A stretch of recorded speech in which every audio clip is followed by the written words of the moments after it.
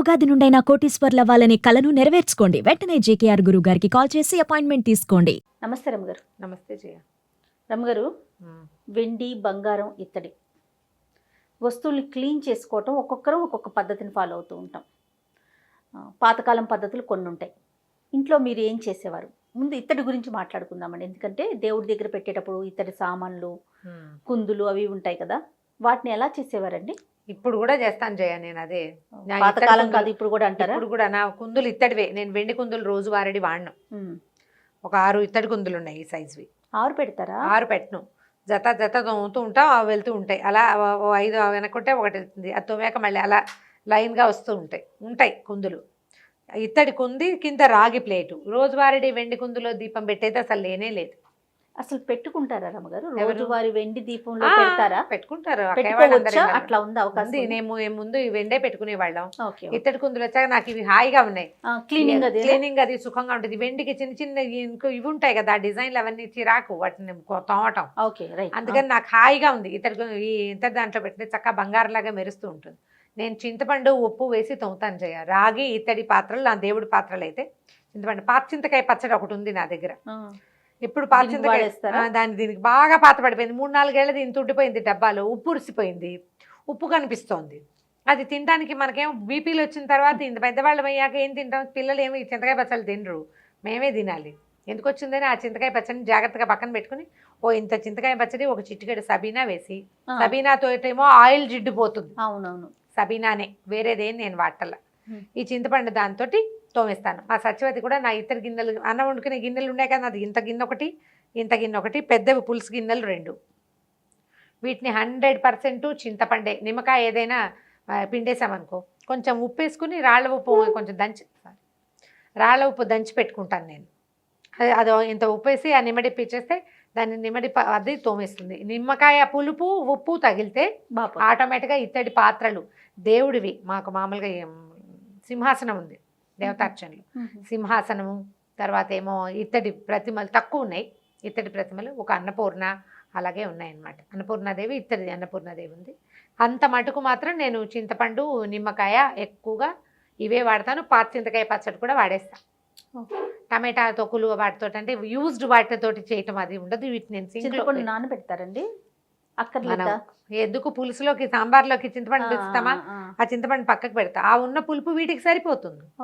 ఇత్తడి గిన్నెలు తోముకోవడానికి కూడా అదే పంధ. అంతకంటే పెద్ద వ్యవహారం ఏమి ఉండదు. ఇత్తడి పాత్రలు, ఇత్తడి దేవుళ్ళు అన్నిటికీ కూడా. దీనికి మళ్ళీ ఈ పీతాంబరిలో అవి తెచ్చుకుంటే ఇవి వేళ్ళన్నీ ఒక రకంగా అయిపోతాయి జయ. నాకు ఇష్టం ఉండదు అవి వాడడం. నేను వీటితోటే చేస్తా. వీటికి ఏం చేస్తానంటే టూత్పేస్ట్లతోటి బ్రష్లు ఫ్రీ వస్తుంటాయి, ఆ బ్రష్లు వాడడం, వాటిని జాగ్రత్తగా పెట్టుకుంటాను. అవి నేను డబ్బాలు, ప్లేట్లు, మూతలు తోముకోవటానికి, లోపలికి ఇలా ఉంటాయి గాళ్ళలాగా ఉండే వాటి కోసం అట్ట పెడతాను. దేవుడి కోసం ఖచ్చితంగా ఈ పాత్రలు తోముకోవడానికి 2 బ్రష్లు ఉంటాయి విడిగా, వాటితో తోమేస్తా.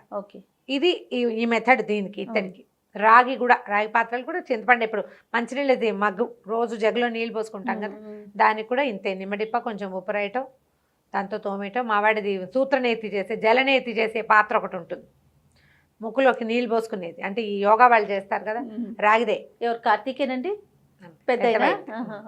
అది కూడా మేము దీంతో చక్కగా తోమేస్తాం శుభ్రంగా. చింతపండే దానికి అదే వైద్యం.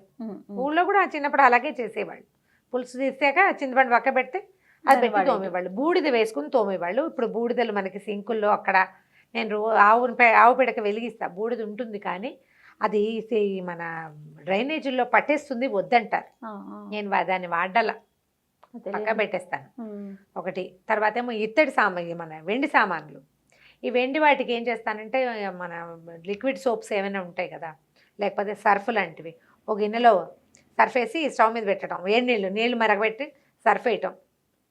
ఈ వెండి పట్టీలు కానీ, మట్టెలు కానీ, తర్వాత ఏమో చిన్న దీపారాధన కుందులు, చిన్న వెండి గిన్నెలు, ఏవేమిటి మనం గంధం, పసుపు, కుంకుమ అవి వేసుకుంటామా. తర్వాత అక్షింతలు వేసేందుకు ఒక బకెట్ ఉంది, మా సొందో ఎవరో ఇచ్చారు, చిన్న బకెట్ లాంటిది, పట్టుకోవచ్చు కూడా, ముద్దుగా ఉంటుంది అవి. తర్వాత ఏమో పసుపు, కుంకుమ గిన్నెలు ఇట్లా గుత్తిగా ఉంటాయి, 4 గిన్నెలు, కొంచెం పెద్ద గిన్నెలో వేసేస్తాను. బాగా తెరలనిస్తే సగం మట్టి మురికి వదిలిపోతుంది. ఇప్పుడు ఏంటంటే వాటిని మనం వాడమనుకో, శుభ్రంగా తోమేశాక తడిబుట్ట పెట్టి బాగా నీట్గా తుడిచేసి ఒక ప్లాస్టిక్ కవర్లో వేసి గాలి చొరకుండా అట్టె పెడితే నల్లబడవు. గాలికే నల్లబడతాయి వెండి పాత్రలు, అవునవును. గాలి వల్లే. కుంకుమ బండ్లు ఎక్కువ తొందరగా నల్లగైపోతాయి. కుంకబరడు కూడా ఇదే సమస్య, ప్లాస్టిక్ కవర్ లో పెట్టి పెడితే అలా నల్లబడదు. ఆ, ఇప్పుడు పింక్ కలర్ ఒక పేపర్ ఉంటుంది చూడండి, అప్పుడు పింక్ పేపర్ లో కూడా దాంట్లో చుట్టొచ్చు. పెట్టినా కూడా మంచిది అంటారు కదా. అవును, గాలి చొరకుండా ఉండాలి. మనం ఇప్పుడు ఏం చేద్దంటే జిప్లాక్స్ ఉంటాయి కదా, ఆ, తోమేశాక జిప్లాక్ లో పెట్టుకోవచ్చు. రోజువారీ వాడేవైతే వారం వారం తోముకోవాలి. ఈ సర్ఫ్ నీళ్ళల్లో పడేసి మనం టైడ్ కానీ, తర్వాత ఏమో మన నిర్మా కానీ, అలాంటివి ఏవైనా విమ్ లిక్విడ్ ఏనా? విమ్ లిక్విడ్ కంటే ఇది బట్టలు ఉతికే డిటర్జెంట్ అయితే బాగుంటుంది. ఓకే. పట్టీలు అవి అందులో పడేసి వేసేయచ్చు. బాగా తెరలనిచ్చి స్టవ్ ఆపేసి ఆ గిన్నెని తీసి పక్కన పెట్టామనుకో, మెల్లిగా వీటిలలో కలర్ మార్పు వచ్చేస్తుంది. తర్వాత ఏం చేయొచ్చు అంటే మనం సున్నం పెట్టి తోముతాను నేను. ఏం సున్నం? ఆకుల్లో వేసుకున్న సున్నం అండి. ఆ సున్నాన్ని బ్రష్ పెట్టి తడిపేసి దాన్ని ముద్దలాగా బ్రష్ దాంట్లో ముంచి తుడుస్తాను. అదే ఇటీవల ఎవరో చెప్పారు కోల్గేట్ టూత్ పేస్ట్ తోటి కూడా తోముకోవచ్చు అని. నేను చేస్తా కోల్గేట్ తో. ఈ టూత్ పేస్ట్ ఎవరు తెస్తారు? సున్నం అయితే మనకి దేవుడి దగ్గరికి అక్కడికి వాటిల్లో ఉంటుందా, సబీనా పెట్టి కూడా తోమేసుకోవచ్చు. ఓకే. ఈ సర్ఫ్ లో నుంచి, సర్ఫ్ నీళ్ళలో ముందైతే వేడి నీళ్ళలో వేయాలంటారు. వేడి నీళ్ళు, సర్ఫ్ నీళ్ళల్లో రైట్, డిటర్జెంట్ వేసి మరిగిచ్చి, మరిగిన తర్వాత నీళ్ళలో కాసేపు వదిలేసి ఆ నీళ్ళు చల్లారాక వీటిని ఇంకోసారి శుభ్రంగా బాగా బ్రష్ చేసుకోవటం, ఏదైనా మెత్తటి పీచు పెట్టి లోపల భాగాలన్నీ రుద్దేస్తే సబీనా తోటి వచ్చేస్తుంది, అయితే సున్నంతోటైనా వస్తుంది. బంగారపు సామాన్లు అంటే నేను జనరల్గా గాజులు, తర్వాత ఏమో మెడలో గొలుసు ఒకటి, ఇయర్ రింగ్స్, ఈ బుజ్జిబుజ్జివి చిన్న చిన్న ఉంటాయా, వీటిని గట్టిగా రుద్దితే ఆ పూసలు ఉడిపోతాయని భయంగా ఉంటుంది. రాళ్ళు అవి ఉంటాయి కదా. పిల్లల గొలుసులు, ఎక్స్ట్రా వేసుకునే గొలుసులు, వాటికి స్నానం చేసేటప్పుడు కుంకుడుకాయ తల రుద్దుకుంటాం, మెడలో గొలుసుని కుంకుడు పిప్పితోటి రుబ్బుతాను నేను. ఓహోహో. గాజులు కొంచెం మార్చుకోవడానికి తీసుకుంటూ ఉంటాం కదా, అంత ఇవి కొత్త గాజులు కాబట్టి తోమట్లేదు, కానీ ఇది వరకు చేసామట్లా.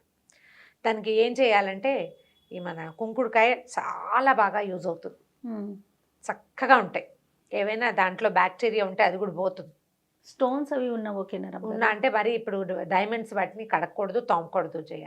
మరి ఏంటండి వాటిని పాలిష్ ముఖమల్ క్లాత్ తోటి రుద్దుతారు.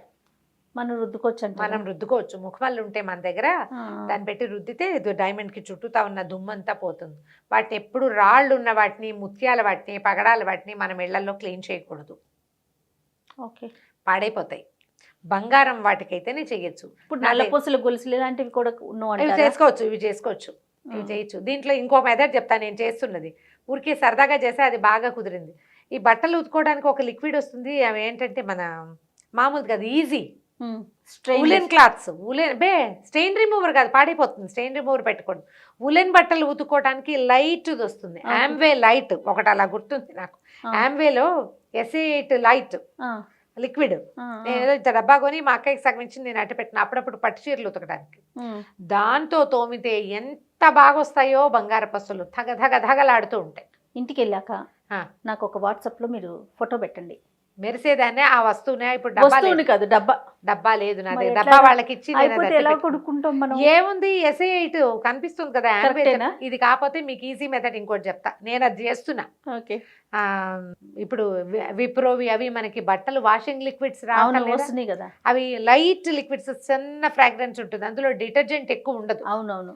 వాటితో తోమి చూడండి. దీని కూడా ఒక బ్రష్ మనకూడదు, బట్టలు తోమినట్టు ముద్దుగా పాపాయిని తోమినట్టు తోమండి. ఆ నీళ్ళలో కాసేపు నానబెట్టడం, తర్వాత చక్కగా బ్రష్ చేసేయటం. ఆ సందుల్లో వాటిల్లో చేరిన మన పౌడర్లు, మనం రాసుకున్న క్రీములు, పర్ఫ్యూమ్లు, మన ఒంటి చెమట, మురికి, సబ్బు ప్రతిరోజు మెడలో నెత్తి మీద నీళ్ళు పోసుకుంటుంటామా, అదంతా పట్టేస్తుంది కదా.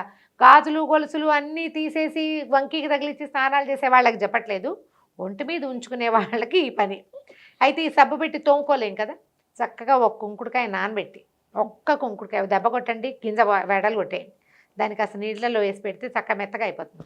ఈ మెడలో ఉన్న గొలుసుని దానికి పట్టించి తోమితే మన మెడలో మీద నుంచి చక్కగా తోముకోవచ్చు. తీసేయరు కదా అమ్మ అందరూ, తీసేసే వాళ్ళ పరిస్థితి హాయిగా తోముకోవచ్చు బ్రష్ చేసుకుని. తీయకుండా మెడలోనే ఉంచుకునే వాళ్ళు ఉంటారు కదా, వాళ్ళ కోసం అనమాట. మేము అలాగే అలవాటు, కుంకుడుకాయతోటి తోమేసుకుంటాం. ఒక్కొక్కరికి ఒక్కొక్క అలవాటు ఉంటుంది రాబు గారు. నేను అదే చెప్పా, అంతకంటే ఏం చెప్పలేదు. ఓకే, మీకు తగిలితే నేనేం చేయలేను, మామూలుగా చెప్పే విషయం. ఓకే, ఇలా చేయొచ్చు. ఈ మెథడ్స్ తోటి మీ వెండి, బంగారు, ఇత్తడి సామాన్లు, రాగి సామాన్లు తోమేసుకోండి. నేను చెప్పానని చెప్పండి కావాలంటే, నేను చేసేదే చెప్పా కానీ కొత్తది ఎక్కడిది చెప్పలేదు. ఓకే, ఈ సందర్భంగా ఇంకొక విషయం చెప్పుకుందామండి. దయచేసి మీ వస్తువుల్ని మనమే క్లీన్ చేసుకోవాలి తప్ప మెరుగు పెడతామని చెప్పి వస్తా ఉంటారండి. వాళ్ళకి ఇవ్వకండి. వాళ్ళకి ఇచ్చి మోసపోవద్దు. వాళ్ళకే ఇలాంటి కాదు. కథనాలు అసలు పుంకాలుగా విన్నాం వింటాం. మనం. మనము చాలా బంగారపు జాగ్రత్తగా ఉండాలి. షాపుల ముఖ్యంగా. దగ్గర బయట అమీర్పేటలో కొన్ని చోట్ల షాపులు బయట పెట్టుకుంటారు కదా, ఆ లిక్విడ్ లో వేసి ఇస్తారు, బెరుస్తుంది. అలాంటి లిక్విడ్స్ లో వేయకండి, అది బంగారాన్ని గుంజేస్తుంది. ఆ. కాబట్టి ఆ పని చేయబోకండి. ఓ షాపుల దగ్గర కూడా ఉంది ఉంటాయి, ఇది. షాపుల దగ్గర కూడా జరుగుతుంది. నేను ఇల్లమ్మటి వస్తా ఉంటారు రమ్మగారు. షాపుల్లో కాదు, షాపుల బయట బయట ఎవరైనా పెట్టి, అందరూ కాదు, కొంతమంది చేస్తారు, మరి చెప్పలేం కదా. ఇల్లమ్మటి వస్తా ఉంటారు రమ్మగారు. ఇల్లమ్మటి మెరుగులు పెడతామంటే ఇంట్లో చేసుకుంటారు, మొత్తం దోచి బంగారం మొత్తం అంతా తీసిస్తా ఉంటారా.